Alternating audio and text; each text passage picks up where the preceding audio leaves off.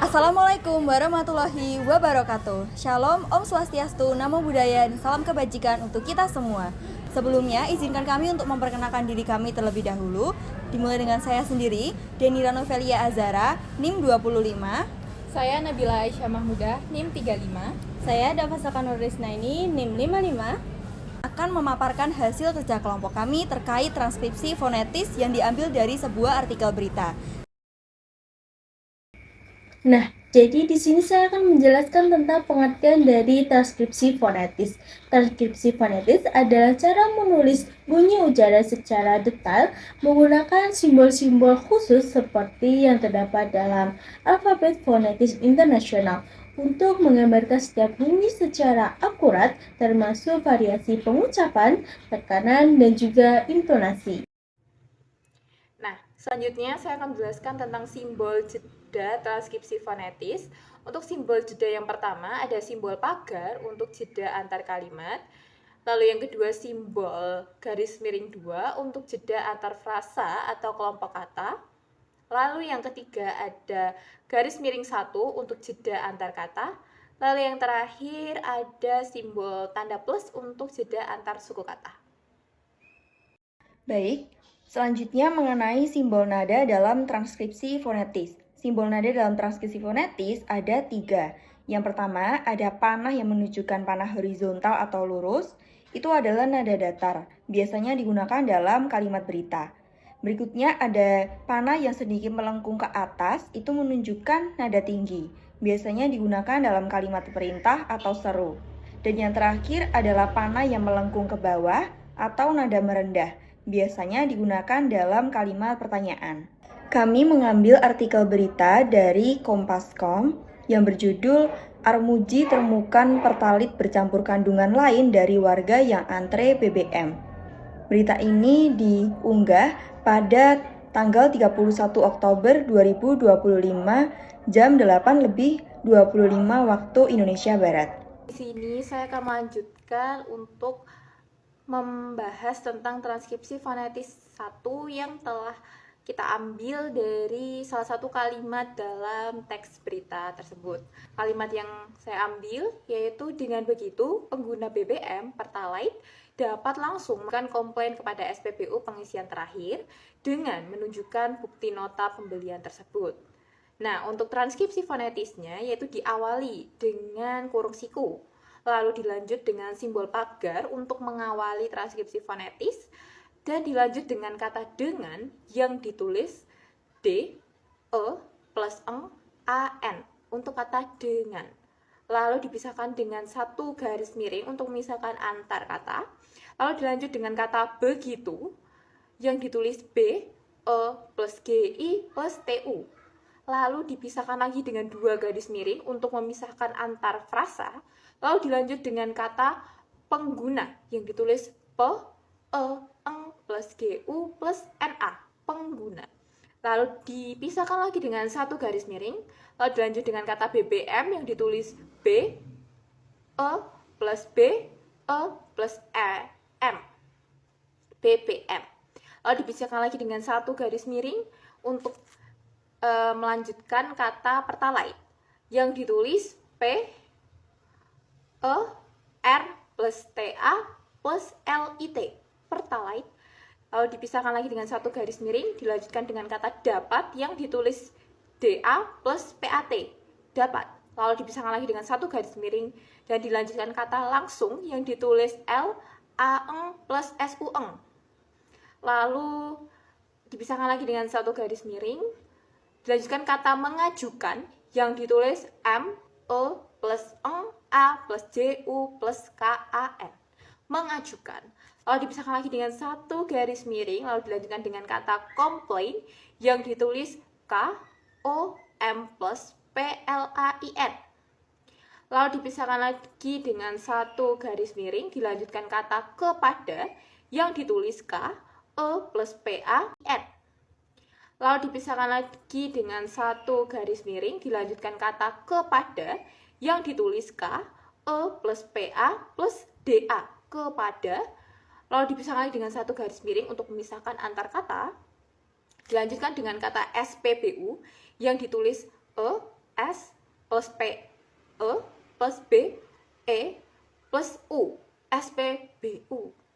Lalu dipisahkan lagi dengan satu garis miring, lalu dilanjutkan dengan kata pengisian, ditulis P, E, plus Eng, I, plus S, IJ, plus AN. Pengisian. Kenapa pakai Y? Karena dalam pengucapan kita seperti mengucapkan Y di dalam kata tersebut. Bukan pengisian, tapi pengisian. Tuh. Nah, dilanjutkan lagi dengan dipisahkan dengan satu garis miring, lalu dilanjutkan dengan kata terakhir yang ditulis T, E, plus R, AK, plus HIN. Lalu dipisahkan lagi dengan satu garis miring, lalu dilanjutkan dengan kata dengan yang ditulis D, E, plus Eng, AN. Lalu dipisahkan lagi dengan satu garis miring, dilanjutkan lagi kata menunjukkan yang ditulis seperti M, E, plus NUN, plus JU, glota, plus KAN, menunjukkan. Lalu dipisahkan lagi dengan satu garis miring, lalu ditulis B, U besar, glotal, plus TI untuk kata bukti. Kenapa U besar? Karena ini U lemah, yaitu disimbolkan dengan U besar. Lalu dipisahkan lagi dengan satu garis miring dan dilanjut dengan kata nota yang ditulis NO plus TA, lalu dipisahkan lagi dengan satu garis miring, lalu dilanjutkan dengan kata pembelian yang ditulis PEM plus BE plus LI plus YAN. Pembelian. Kenapa menggunakan Y? Seperti yang tadi sudah saya bicarakan, bahwasanya ketika kita mengucapkan pembelian itu kita seakan-akan mengucapkan Y di dalam mulut kita, bukan pembelian tapi pembelian gitu. Terus dipisahkan lagi dengan satu garis miring, lalu dilanjut dengan kata tersebut yang ditulis T, E, R plus S, A plus B, U, T. Tersebut. Mohon maaf. Lalu dilanjutkan dengan satu garis miring, lalu dilanjutkan dengan kata T, E, R plus S, E plus B, U, T. Tersebut.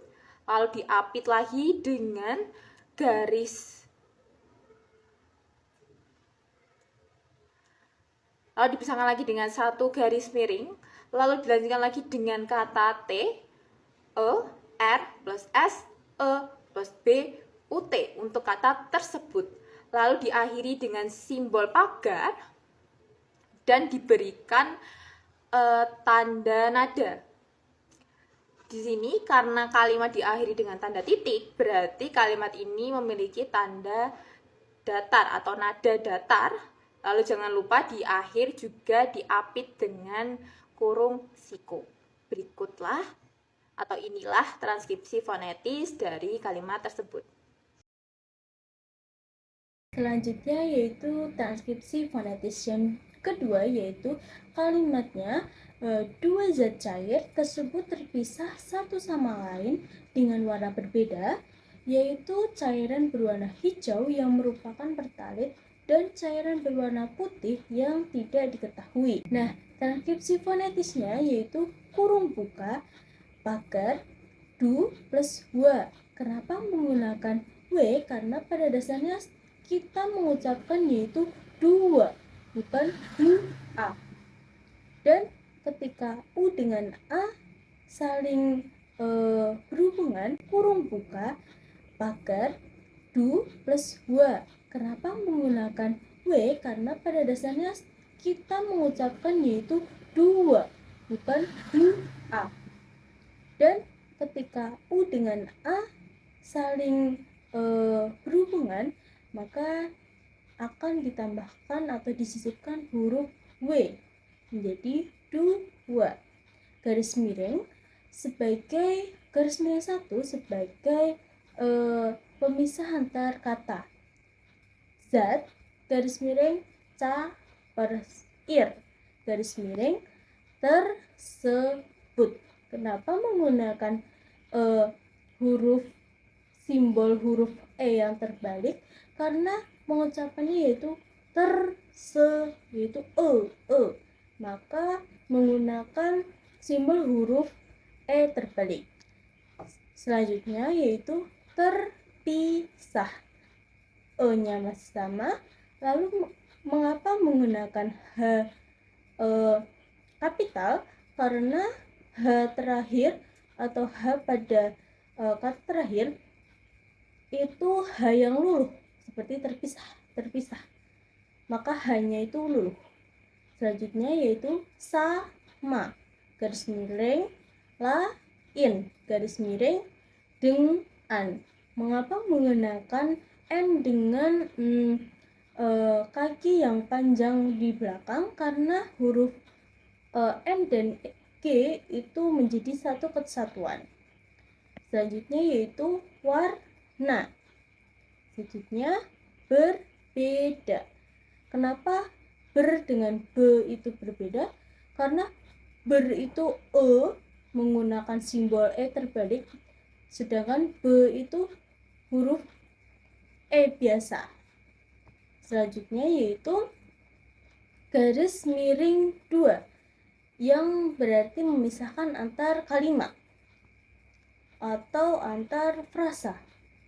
Selanjutnya yaitu itu, garis miring cairan, garis miring berwarna, garis miring hijau, garis miring yang, garis miring merupakan, garis miring pertalit, garis miring dan garis miring cairan, garis miring berwarna, garis miring putih. Hanya di sini juga H yang luluh, maka menggunakan H yang kapital karena putih. Kita juga bisa putih. Selanjutnya yang, garis miring tidak. Mengapa menggunakan tanda tanya? Karena K di sini K yang luluh. Tidak. K-nya tidak terlalu menekan. Selanjutnya yaitu diketahui. Lalu diakhiri dengan tanda pagar. Terus panah ini menyatakan bahwa pada kalimat ini kita mengucapkan dengan secara datar karena kalimat berita, lalu ditutup dengan menggunakan kurung tutup. Baik, selanjutnya transkripsi fonetis ketiga dari kalimat Cak Ji juga mengimbau kepada seluruh masyarakat, baik ojol maupun pengguna roda 2, untuk selalu meminta nota pembayaran setiap melakukan pengisian. Transkripsi fonetisnya diawali dengan tanda kurung siku yang menjadi penanda fona, lalu tanda pagar yang menjadi penanda untuk mengawali kalimat, ca, lalu ada tanda seperti tanda tanya, itu adalah glotal untuk huruf K, ca, ditambah itu adalah tanda untuk jeda antar suku kata, ca, tambah, ji, lalu garis miring 1 itu menandakan jeda antar kata, ju, ditambah ga, garis miring 1 lagi, me, dengan e kebalik, karena itu pembacaannya me, ditambah n, yang seperti ada ekornya, itu artinya eng, jadi mengim, ngim, eng, lalu ditambah bau dengan huruf W, karena biasanya kita membacanya mengimbau. Lalu garis miring 1 lagi, ke, karena pembacaannya e, jadi e-nya terbalik, ditambah pa, ditambah da.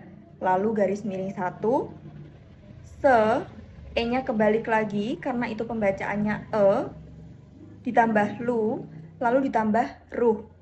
Hanya besar karena hanya itu luluh, seluruh. Lalu garis miring 1, ma, ditambah sa dengan S yang besar karena itu adalah sya. Jadi cara membacanya sya, si, sy. Jadi masya, ditambah ra, ditambah kat. Jadi kita sudah mendapatkan kalimat Cak Ji juga mengimbau kepada seluruh masyarakat.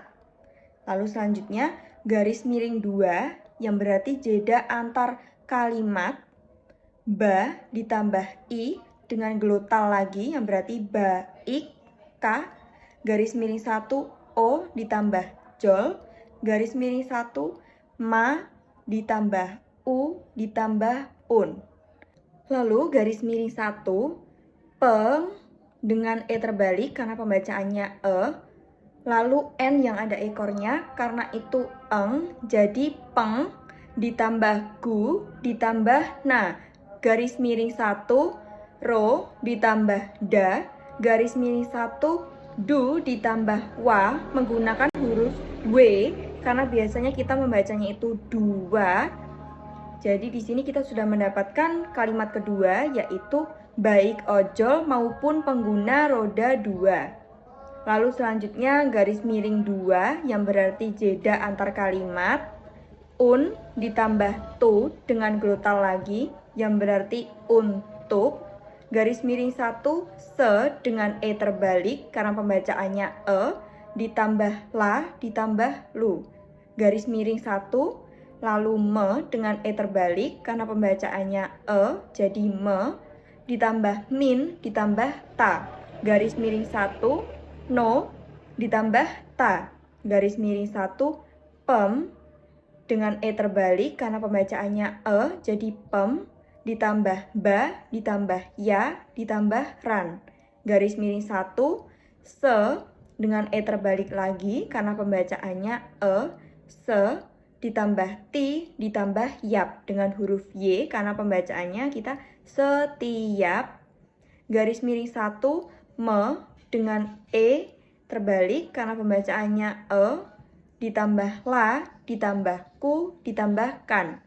Lalu garis miring 1 pe dengan e terbalik karena pembacaannya e ditambah ngi dengan n yang ada ekornya karena itu ngi ditambah si ditambah yan dengan huruf y karena kita biasanya pembacanya pengisian.